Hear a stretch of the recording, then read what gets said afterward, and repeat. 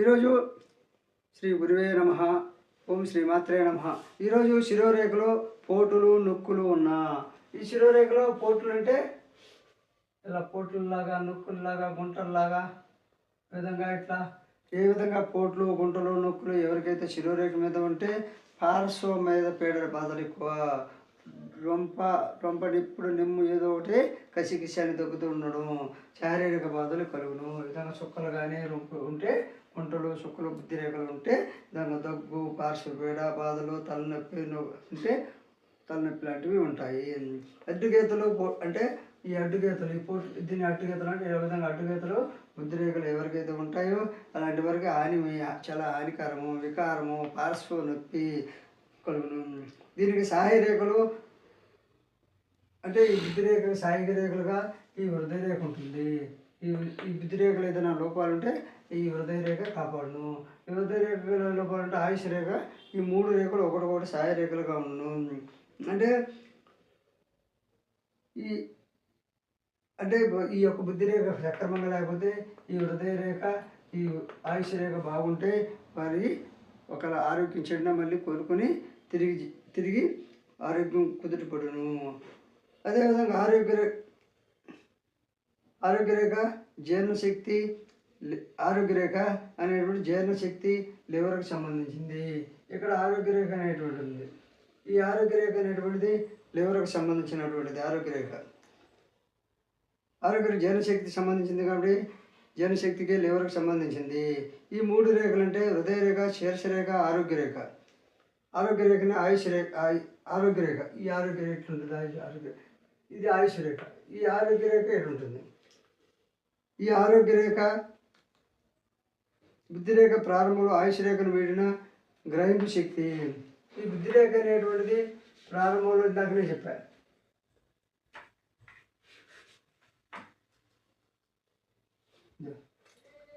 వచ్చిన తర్వాత ప్రారంభంలో ఆయుష్ రేఖను వీడిన బుద్ధిరేఖ వల్ల గ్రహింపు అంటే ఏదైనా వెంటనే గ్రహించే శక్తి, చేయి పనుల్లో పట్టుదల ఉండును, నిర్వహణ సామర్థ్యము, స్వతంత్ర భావంలో పెరుగును. అదేవిధంగా బుద్ధిరేఖ చివరి భాగం కిందికి వంపు కలిగిన బుద్ధిరేఖ చివరి భాగం ఇప్పుడు ఆయుష్ రేఖ ఎలా వచ్చింది, ఎలా బుద్ధిరేఖ చివరికి వచ్చింది చూడండి. ఈ చివరికి వచ్చి ఎలా వచ్చింది, బెండులాగా కెమ్మి అట్టకెమ్మంట. బుద్ధిరేఖ ఈ విధంగా వచ్చి చివరిలో ఈ విధంగా వంపులాగా ఎవరికైతే ఉంటుందో వంపులాగా ఉండదు.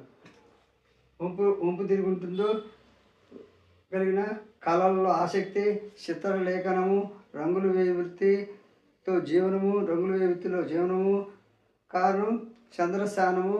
అంటే చంద్రస్థానంలో ఆలోచనలకి నేనేమో చంద్రస్థానం అనేటువంటిది ఆలోచనలకి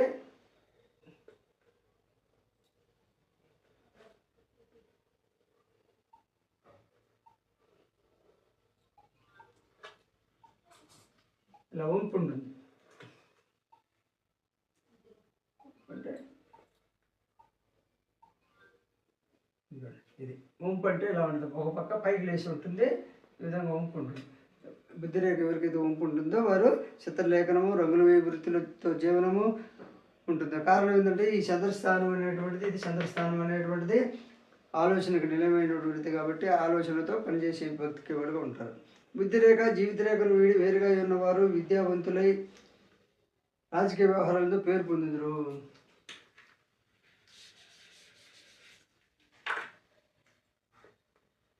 ఇది బుద్ధిరేఖ చూడండి. ఆయుష్ రేఖ వేరు, బుద్ధిరేఖ వేరు. ఈ రెండు వేరు ఉన్న ఎట్లా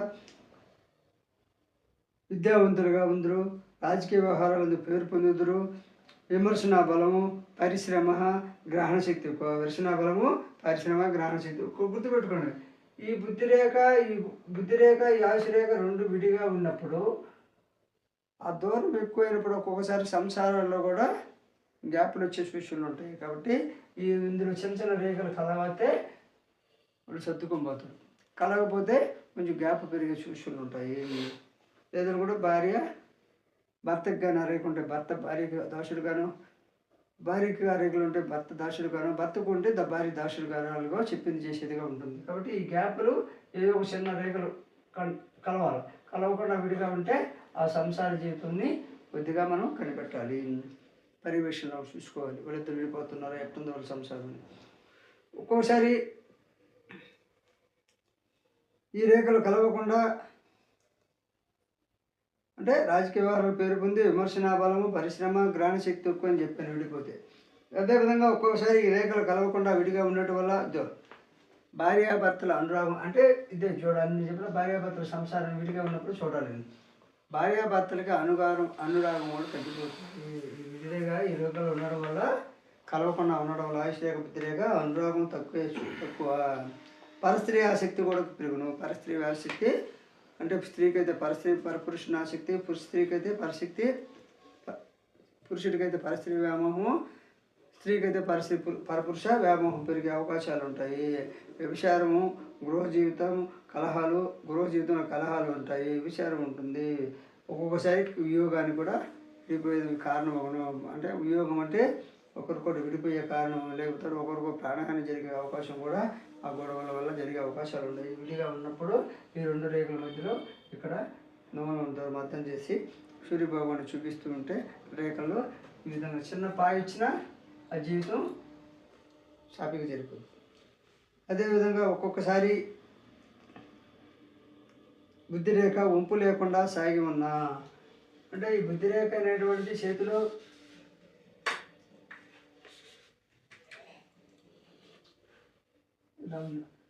నేరు వచ్చేస్తుంది. టక్కన వంపు అనేది ఉండదు.